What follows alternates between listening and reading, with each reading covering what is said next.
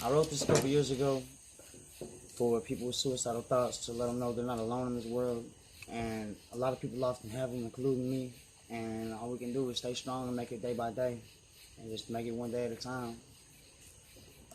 Here's I understand your feelings. You live in this painful world and it's not what you were told. Believing that this is your fate, but why is it so damn cold? Constantly thinking about putting it into it all because your happiness was stolen right out of your palm. You've had enough. You can't withstand all this pain. Every time you cry, your teardrops fall like rain. I may not know what you're going through right now, but I can relate to what you illustrate and you ask me how.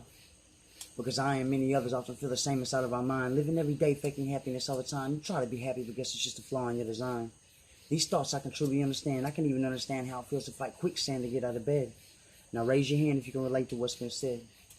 You don't know what to do. You just want life to be over. Feeling this very thing rest upon your shoulders, and that weight feels like 1,000 boulders 10 times over. Every day the world seems to get a little bit colder, and you continue to go nowhere. So the devil says taking your life's the way out. Coming to the conclusion that this is the only way out. Every day the thought eats at your brain, but there's still some doubt until one day, that's all you can actually think about. See, you say no one understands, but many feel that same pain and struggle with that sand. You're not alone in your feelings and thoughts, and a lot of people often wonder why happiness can't be taught or bought. I don't know why, but it's definitely been sought because you've searched endlessly for wherever it could have been brought. So the last place you look is to the barrel for the chamber, or the rope for the hanger, or the blade for the dismember. See, I can understand the exact same feelings. I may not know your story's detailings, but I know you've reached a point where death just looks appealing. To feel all that pain and weight in a single moment's call, then to feel absolutely nothing more at all. How glorious this must be in your thoughts. Not having no more weight over bearing your thought. But when you're gone, you don't see the aftermath you cause. You walk around with this extra weight, which makes you stronger than all. But when you're gone, that weight shifts to a weaker person, and they can't walk with all these burdens, so they crawl hopeless and hurting. You have no more energy to spend, and no longer want to contend. You just can't shake this volatile dismay of your imprisonment within.